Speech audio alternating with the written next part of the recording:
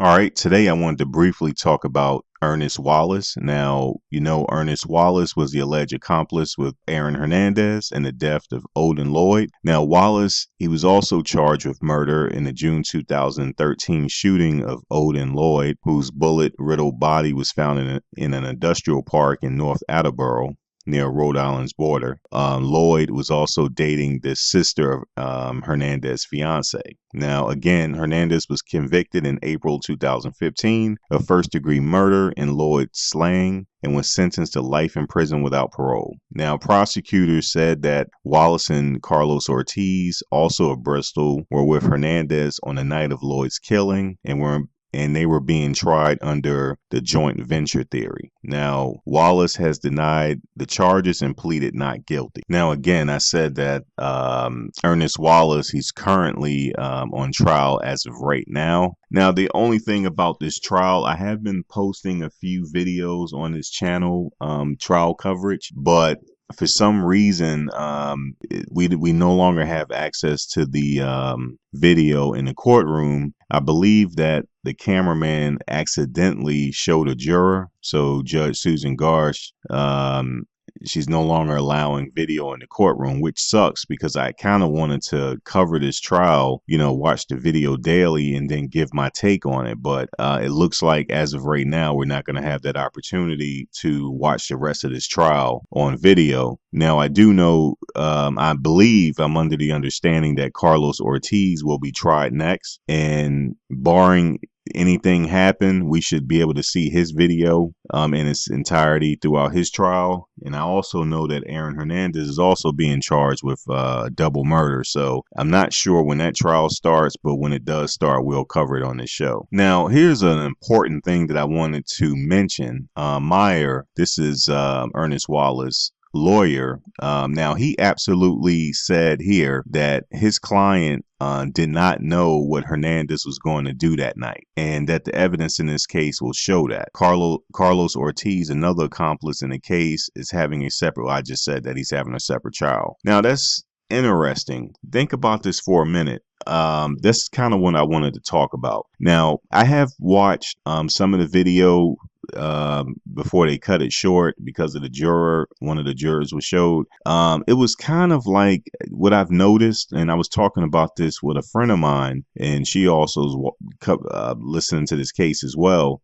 She pointed out the same thing that I did. It's like this trial is going in the exact same format of Aaron Hernandez's previous trial. Now, I'm assuming that the prosecutors are thinking that if it's broke, don't fix it. If it worked the first time, we're going to make this work with Ernest Wallace. But it's one thing that I wanted to talk about that was kind of interesting. But before I do that, now Odin Lloyd's girlfriend, now she's the sister of Aaron Hernandez's fiance.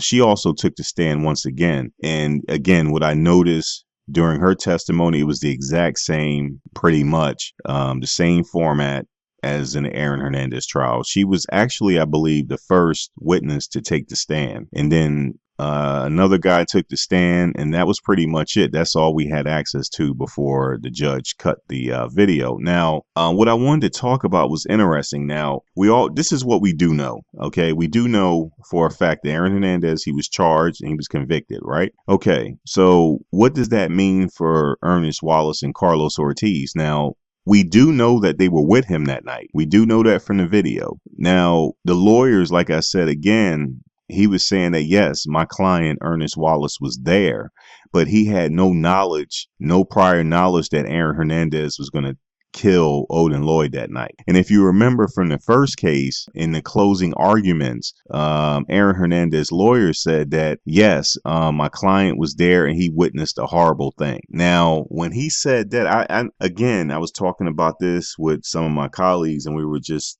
saying that I couldn't believe he said that in the closing arguments. I'm talking about Aaron Hernandez's lawyer. So what does that mean for Ernest Wallace or Carlos Ortiz? The lawyer was Trump. Now, like I said, Aaron Hernandez's lawyer said this, right? So what does that mean for the other two? Is he trying to throw the other two under the bus, saying that they possibly did it? I don't know, because we don't have any video of the actual shooting, but we know those three were together that night, and we know that Odin Lloyd was picked up, because that was also on video. There was a video surveillance footage of one of Odin Lloyd's neighbors. He had this camera set up outside of his house, so we were able to see Aaron Hernandez and the other two pick him up. And we also saw in the video, which Aaron Hernandez also had video at his house, we saw that they arrived back at the house without Odin. So we know they were all together that night, but we don't know actually who pulled the trigger. I think we actually we do know who pulled it, because he got convicted of murder. So Aaron Hernandez. So we're assuming that he pulled the trigger, right? So I'm like, okay, if Aaron Hernandez's lawyer said this in the closing arguments, like, yes, my client was there and he witnessed a horrible thing, is he trying to make us think that Ortiz or Wallace actually killed Odin? Because what's important here to note is that Ernest Wallace's lawyer saying that yes, he was there that night, but he didn't know that this was going to happen. He didn't know that Aaron Hernandez was going to shoot him. So what they're saying is basically pretty much Aaron Hernandez killed him. I didn't think he was going to do it. I had no prior knowledge of it. I was just coming out there to hang out and do what we do, and this murder takes place. And here I am sitting in jail over this. So that is the defense that they're taking. Now, does that mean that this is an easy conviction? I'm not sure. That's the question I'm asking you now, if you're listening.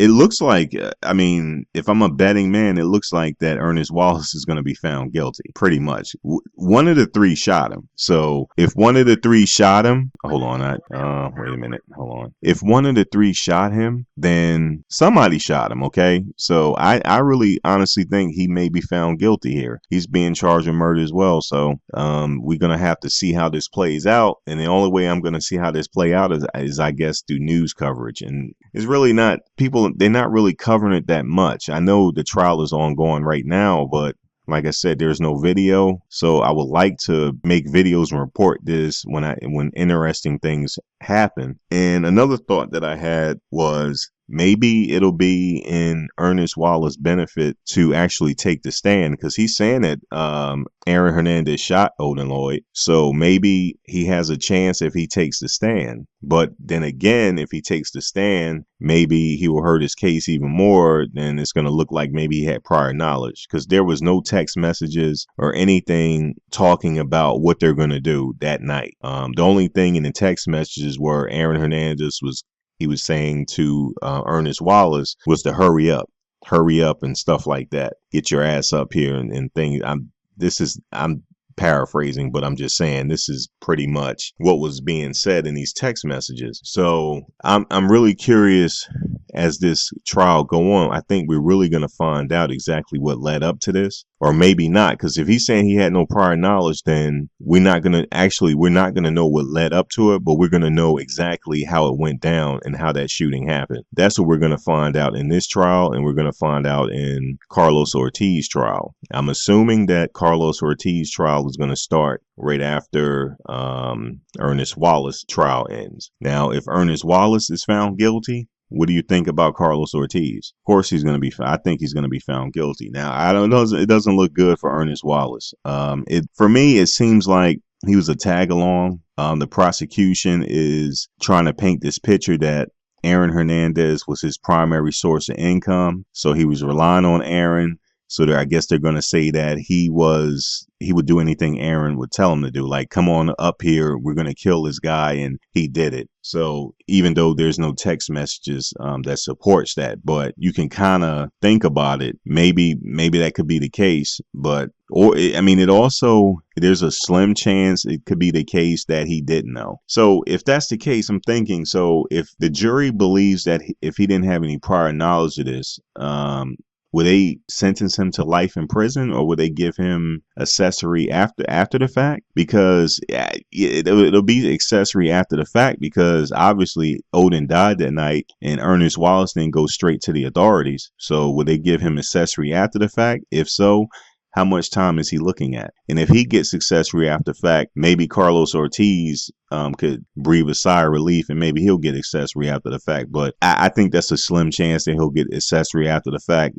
I think there's going to be a conviction here. And let's say if the lawyers continue their narrative, his defense lawyer saying that, Aaron Hernandez did the shooting, that doesn't look good for Aaron Hernandez appeals. It just doesn't look good for him anyway. He's just pretty much as a fact he's gonna spend the rest of his life in prison. And again, why he did this, why he took part allegedly in the double shootings, we don't know. I mean, if this all, I mean, obviously he got convicted, but if he's also found guilty of the double murders, I mean, this man is just a cold-blooded psychopathic killer, cold-blooded, that just happened to be good at football and played in the NFL. That's pretty much it. So I covered this case originally because I thought it was interesting, because I said to myself, how can somebody just throw this all away? I mean, it's easy. I mean, just because you have a once in a life chance opportunity doesn't mean that fix what's going on inside your head. So that's just how I made sense of it. But I still thought it was interesting enough to cover. So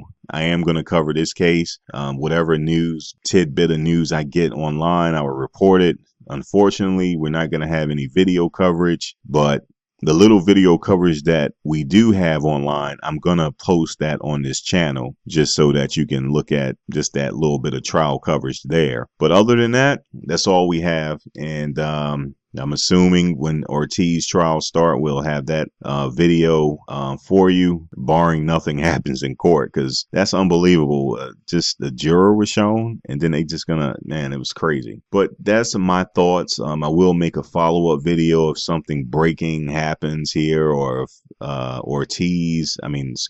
if Ernest Wallace takes the stand.